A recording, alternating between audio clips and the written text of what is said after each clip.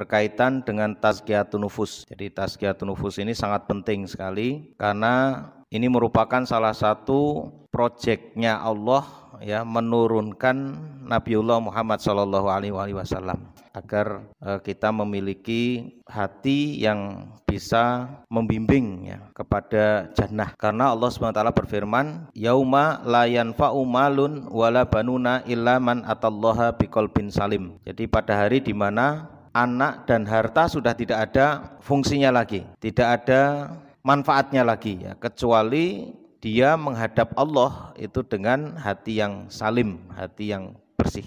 Kalau kita berbicara tentang tazkiyatun nufus itu sebenarnya ujungnya itu adalah penegakan syariat Allah ya, menegakkan syariat Islam. Jadi kalau ada orang berbicara tazkiyatun nufus tapi kok ujungnya tidak penegakan kepada hukum Allah, tidak ada perjuangan untuk penegakan syariat Islam, maka saya yakin tazkiyatun nufusnya salah. Saya yakin 100% ya, karena Rasulullah SAW mengajarkan tazkiyatun nufus itu dalam rangka untuk mensucikan Allah Subhanahu wa taala dengan tauhid, kemudian memperjuangkan lalu beramal dengannya. Ini ada di dalam Quran surat Jum'ah. A'udzubillahi minasyaitonirrajim. Huwallazi ba'atsa fil ummiyina rasulan minhum yatslu 'alaihim ayatihi wa yuzakkihim wa yu'allimuhumul kitaba wal hikmata wa in kanu min qablu lafi dhalalin mubin. Di Quran surat Jum'ah ayatnya 2. Allah lah yang mengutus kepada kaum yang ummiyin, yaitu buta huruf.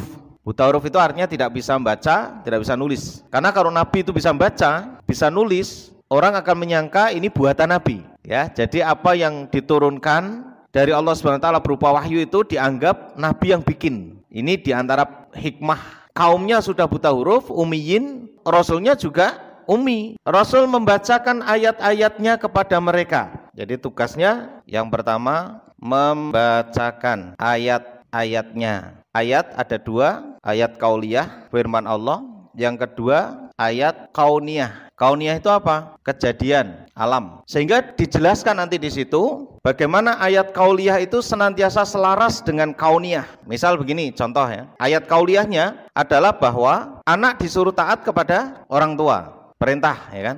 Terus kemudian dalam bentuk apa? Disebutkan dalam ayat itu adalah kaulan karima, yaitu disuruh mengucapkan dengan ucapan yang baik, itu firman Allah. Kemudian orang ini melanggar, dia tidak mau mengucapkan dengan ucapan yang baik, tapi ucapannya buruk, maka kauniyahnya adalah hukuman. Kalau ucapannya baik, hukumannya apa? Baik, berupa apa? Balasan, lebih tepatnya adalah balasan. Balasannya baik, tapi kalau dia mengucapkan kalimat yang buruk, maka dia balasannya buruk, berupa apa? Dosa. Kalau baik, pahala. Ini contoh firman Allah. Banyak sekali sebenarnya ayat-ayat Allah itu yang nanti kalau jenengan konfirmasi dengan kauniyah itu selalu selaras. Saya kasih contoh mana? Di Quran surat 30 misalnya ayat 30.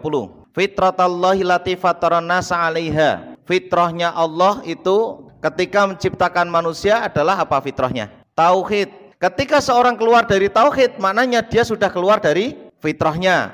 Fitrahnya tauhid itu balasannya jannah. Ketika dia keluar dari tauhid, berarti balasannya neraka. Lah di dunianya bagaimana? Di dunianya ya sama saja. Ya, orang yang tidak bertauhid ya akan dibalas oleh Allah di dunianya dengan berbagai macam kejadian-kejadian. Makanya sesuai juga dengan Quran surat wa may ya'mal mithqala dzarratin khairan yarah wa may ya'mal mithqala dzarratin syarran yarah. Itu sama seperti itu. Selain membacakan ayat, yang kedua yaitu wa yuzakkihim. Apa yuzakkihim? Mensucikan mereka. Mereka itu siapa? Kaumnya. Pada saat itu kita pengikut Nabi, maka termasuk kita. Mensucikan mereka, apanya disucikan? Hartanya. Dengan apa? Sedekah, zakat. Yang kedua, jiwanya. Apa ini? Ikhlas atau tauhid. Itu cara mensucikan. Kemudian yatslu alaihim wa yu'allimuhumul kitaba wal hikmah. Mengajarkan kitab. Yang keempat adalah mengajarkan hikmah. Tahu hikmah? Hikmah ada yang menyebut sunnah. Sunnah itu bisa jadi orang mengatakan, oh maksudnya adalah apa yang dilakukan oleh Nabi. Kalau kita mengikuti itu sunnah. Kalau saya memahami sunnahnya adalah sunnatullah. Kalau dia mengucapkan baik, balasannya pahala. Kalau dia mengucapkan buruk, maka balasannya adalah dosa. Lah ini diajarkan sama Nabi, ya. Kalau nanti begini, nanti hasilnya seperti ini. Itu secara tidak langsung diajarkan. Termasuk nanti hukuman di akhirat, di neraka. Sehingga ada gambaran-gambaran di neraka itu. Ya contoh misalnya begini, di akhir zaman itu ada wanita yang berpakaian tapi telanjang. Nanti dia jalannya begini, dan itu menyebabkan orang itu nanti masuk neraka. Karena kebanyakan wanita masuk neraka itu juga disebabkan karena itu. Termasuk nanti ketika menjaga lisan dan seterusnya. Jadi hikmah-hikmah itu diterangkan semuanya sama Nabi. Sesungguhnya mereka sebelumnya benar-benar dalam keadaan sesat. Tapi kemudian datang Rasul membacakan ayat-ayat. Masya Allah itu. Nah makanya kita ini sebelum masuk ke dalam materi ikhlas, kita mencoba untuk mengapa sih urgensinya kita tazkiyatun nufus itu. Sebelum kita beramal itu kuncinya ya di tazkiyatun nufus ini. Itu menjadi bekal bagi kita. Allah SWT sampai bersumpah dengan nama makhluk. Kalau Allah boleh ya bersumpah atas nama makhluk ya. Tapi kalau kita nggak boleh. Misal kita bersumpah demi bulan, demi matahari, nggak boleh. Kalau bersumpah harus wallahi begitu atas nama Allah. Di Quran surat Asy-Syams, wasyamsi wadduhaha wal qamari idza talaha wan nahari idza jallaha wal laili idza yaghshaha was samai wama banaha wal ardi wama tahaha wa nafsin wama sawwaha. Baru fa'alhamaha fujuraha wa taqwaha. Terus kemudian Allah berfirman qad aflaha man zakkaha. Jadi sungguh sangat beruntung orang-orang yang mensucikan diri. Kalau orangnya tidak mensucikan diri, maknanya posisinya dia dalam keadaan ya kalau tidak syirik, dalam keadaan fajir. Makanya di ayat sebelumnya kan fa'alhamaha fujuraha wa taqwaha. Ada fajir, ada takwa. Artinya apa? Allah mengilhamkan kepada manusia bukan salah satu, tapi dua-duanya. Kita ini tidak bisa menghilangkan kefajiran. Karena apa? Itu sudah ilhamnya dari Allah. Fitrahnya begitu, yang mendorong kita untuk selalu berbuat salah. Kemudian ada lagi, kita ini dibekali oleh Allah takwa. Lah nanti tinggal di dalam hati kita ini dominan yang mana antara fajir dan takwa ini. Sehingga apa? Allah Subhanahu wa taala agar kita bisa mampu membedakan mana fajir mana takwa, membekali dengan akal. Kemudian petunjuk. Petunjuk itu berupa kitab dan Nabi Sallallahu Alaihi Wasallam. Nah kalau sudah dikasih petunjuk, akalnya cenderung kemana? Nah, kalau ke takwa, ya dia akan selamat. Aflaha man zakaha. Tapi kalau dia ke fajir, ya nggak boleh nyalahkan Allah. Wong Allah sudah membekali dengan akal dan petunjuk. Nah ini kebanyakan orang kan begini, wong saya masih kotor, saya masih banyak dosanya, saya malu kalau ke masjid. Nah, itu berarti akalnya dia lagi nggak beres. Harusnya akalnya itu dia bergerak, ada kemauan. Untuk apa? Untuk merubah.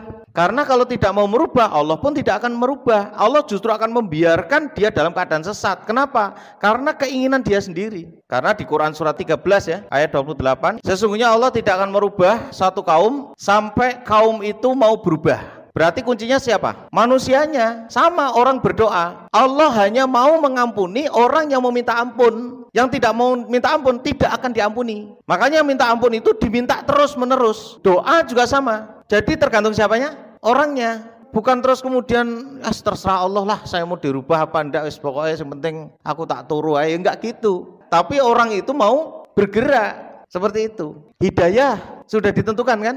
Mau nggak nyari hidayah? Kalau mau Allah akan tunjukkan.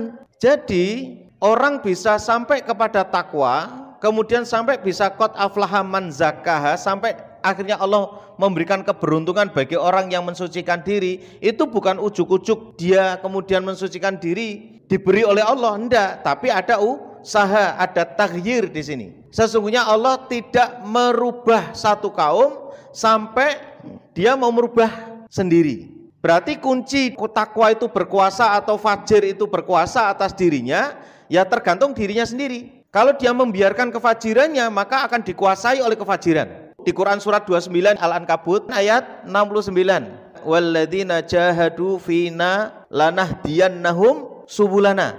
Dan orang-orang yang bersungguh-sungguh di jalan Allah menuju kepada keridhaan Allah, yaitu keikhlasan. Dia sungguh-sungguh ikhlas. Dia sungguh-sungguh mendapatkan keridhaan Allah. Di situ ada kalimat jahadu. Artinya apa? Jahadu bersungguh-sungguh atau berjihad di jalan kami. Maka Allah akan tunjukkan. Berarti kuncinya kan karena kesungguhan dia, baru Allah tunjukkan. Rumusnya di situ. Karena dia sungguh-sungguh itulah ada kemauan dia berubah. Orang mau hijrah harus sungguh-sungguh. Kalau nggak sungguh-sungguh nggak bisa. Makanya baru Allah akan tunjukkan jalan-jalannya, jalan-jalan Allah. Innallaha lama'al muhsinin. Sesungguhnya Allah berserta dengan orang-orang yang berbuat baik. Maka ketika kita berbuat baik, maka kita bersama dengan Allah. Jadi rumusnya, kuncinya itu sebenarnya sangat jelas sekali oleh Allah Subhanahu wa taala itu. Tinggal kitanya saja. Kalau kitanya nggak mau nyari, ya petunjuk juga begitu sama. Petunjuk atau hidayah itu harus diminta kemudian dicari, tidak hanya minta saja. Istighfar juga begitu, selain minta dia juga berusaha untuk taghyir, perubahan. Itu baru Allah kasih yang namanya ampunan. Inilah pentingnya tazkiyatun nufus.